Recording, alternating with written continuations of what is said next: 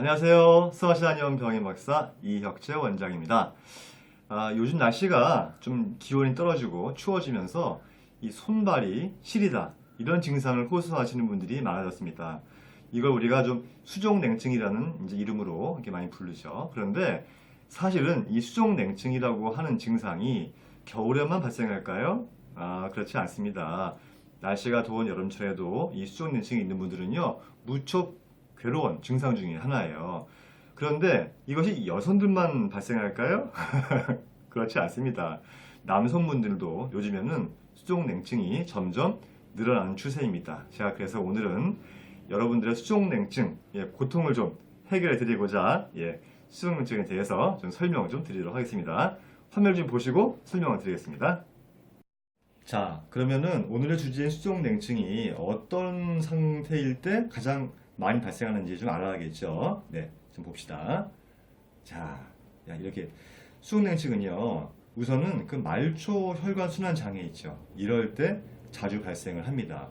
이 말초 혈관 순환 장애 같은 경우에는 이 손발이 차거나 또는 더운 여름에도요, 양말을 신고 자는 경우가 있어요. 많이 힘들겠죠. 또 손발에서 식은땀이 나기 때문에 상대방과 악수하기도 힘들어요. 이런 증상들이 대표적으로 나오게 되고요. 그 이외에도요, 그 갑상선 호르몬이나 여성 호르몬과 같은 이 호르몬 이상으로 해서도 증상이 나올 수가 있고요. 또 자율신경이라고 아시죠? 자율신경 실조증이요. 이걸로 인해서 이 체온 조절 기능이 저하되면서 오는 경우가 있습니다. 또한 저혈압 때문에 또 빈혈 때문에 많이 어지러우신 분들이 있죠? 이런 분들도 손발이 많이 찬 분들이 많아요. 그리고 우리가 심장병 있죠. 심장병이나 뇌졸중을 우리가 혈관계 질환이라고 하는데, 이런 혈관계 질환을 앓는 분들도 손발이 차가울 수가 있고요. 그 이외에도 우리가 뭘 많이 먹고 운동을 하면 어떤 병이 생겨요? 네, 대사 질환이 생깁니다. 가장 대표적인 게 당뇨병이죠. 이런 증상이 있을 때도 순환 기능에 문제가 생기면서 손발이 차가워질 수가 있습니다. 그 이외에도 이 하지 정맥류나 또는 이 편식, 영양 실조 같은 영양 불균형 이런 것들로 해서 손발이 차가워질 수가 있습니다. 참 다양하게 많이 있죠. 그러면은 우리 한방에서는 이 수족냉증을 어떻게 볼까요?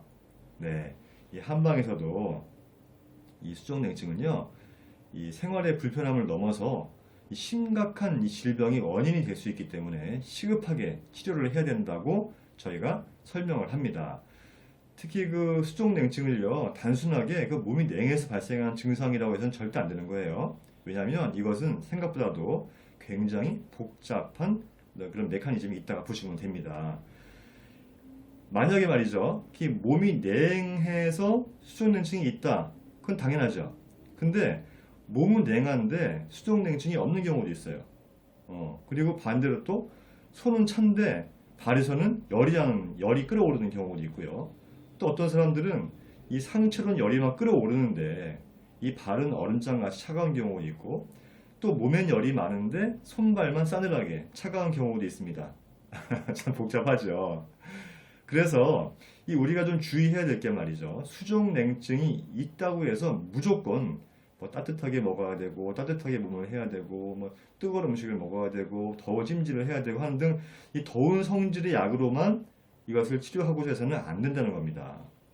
자, 우리 바다를 보면 말이죠. 이 바다에는 난류, 한류가 같이 있잖아요. 근데 이것이 섞이지도 않고 따로 흐르죠. 그런 것 같이 우리 몸도 찬 기운과 더운 기운이 제각각 각각이 흐르는 특성이 따로 있다고 보면 되는 거예요. 찬 기운은 상체로 흘러서 머리로 가고요. 더운 기운은 하체로 흘러서 이 복부와 하체로 가는 것이 가장 이상적인 방향이죠.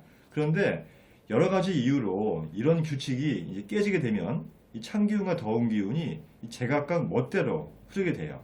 그러면 이 수족냉증 증상이 이 여러 가지 이 유형으로 이 발병을 복잡하게 하는 것입니다. 결국 손발이 차다라고 하는 것은요, 이 몸이 냉하다 이 차원에서 보면 안 되고요. 바로 맞습니다. 혈액순환의 문제, 순환의 문제가 있다고 보는 것이 맞는 거예요.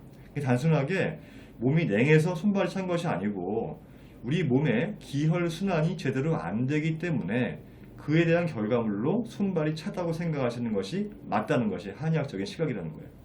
자, 그러면은 이 한방에서는요, 수족냉증을 어떻게 치료할까요? 자, 첫 번째는 이 진양 부족이라고 하는 게 있어요. 이 진양 부족은 타고나기를 손발이 냉하게 타고난 사람들이 있어요. 타고나기를 몸이 냉하게 타고난 사람들이 있어요. 이런 사람들을 한의학에서는 진양 부족이라고 하는데, 등잔불로 표현을 하자면 기름도 말라 있고 심지는 더욱 짧아져서 불이 미미하게 타는데 이거 언제 꺼질지 몰라요. 그러니까 위태위태하죠. 그러니까 이 사람들은 평상시에 손발이 차고 또 소변도 좀 맑게 나오고 또 잠잘 때 소변 자주 보고요. 또 오래 누워 있으면은 허리가 은근히 아프기도 하고 또 추위를 무지하게 많이 탑니다. 또 찬 걸 되게 싫어해요. 또 물을 거의 마시지 않아요. 그러니까 전반적으로 몸이 굉장히 냉한 특성이 있습니다. 예, 그래서 이런 분들은요, 그림 보면 숯불이 이렇게 켜 있잖아요. 예. 이런 분들은 아궁이에 숯불을 지피듯이 이 더운 성질의 약, 더운 성질의 음식, 더운 성질의 모든 것들을 총동원해서 따뜻하게 꾸준히 치료를 해야 좋아하실 수 있다는 것입니다. 예. 그 두 번째는 외감으로 인한 수족냉증이에요. 이거는 이 외감이라는 것은 감기를 말하는 거거든요. 우리가 보통 감기를 앓고 있는 사람 중에서 이 감기의 증상이 진행 상황에 따라서 이 손발이 차가워지고 하는 증상이 있어요. 근데 이런 증상이 오랜 시간 동안 지속이 되는 경우가 있어요. 이것을 외감에 의한 수족냉증이라고 설명을 하는데, 만약에 요즘 내가 수족냉증이 생겼는데 그 증상이 시작이 감기를 앓은 이후부터이거나 또는 찬바람을 맞은 이후부터 손발이 차갑다면은 외감으로 인한 수족냉증을 의심할 수가 있는 것이죠. 그래서 이 외감으로 인한 수족냉증은요, 현재 그 환자가 가지고 있는 증상의 특성이 있어요. 이 증상의 특성에 따라서 치료를 하면 치료가 잘 되는 케이스라고 할 수가 있습니다. 그리고 세 번째는 어혈로 인한 수족냉증입니다. 어혈 여러분들 많이 알고 있죠. 잘 알고 있지만 또 헷갈리는 게 또 어혈이에요. 정확하게 이것이 어혈인지 아닌지 이렇게 헷갈리는 경우가 많잖아요. 그런데 이 어혈이라고 하는 것은 정상적인 혈액순환을 가로막는 어떤 방해꾼이에요. 그래서 이것이 몸 안에 있으면요, 혈액순환이 안 되면서 수족냉증을 유발하게 됩니다.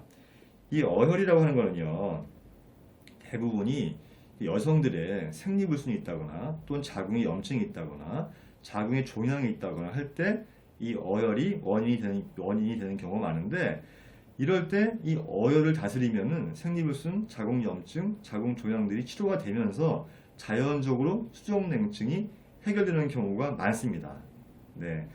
만약에 평상시에 내가 생리혈 색깔이 검붉거나 또 생리를 할 때 덩어리가 나오거나 또 생리통이 심하거나 또는 이 아랫배가 이렇게 무엇인가 돌멩이 같은 게 속에 있는 것 같이 단단하게 무엇이 있다면은 그런 경우에는 내가 어혈이 있는 것이 아닌가 한번 의심을 하고 한의원에서 한의사 선생님하고 상의를 좀 해보는 게 좋을 것 같아요.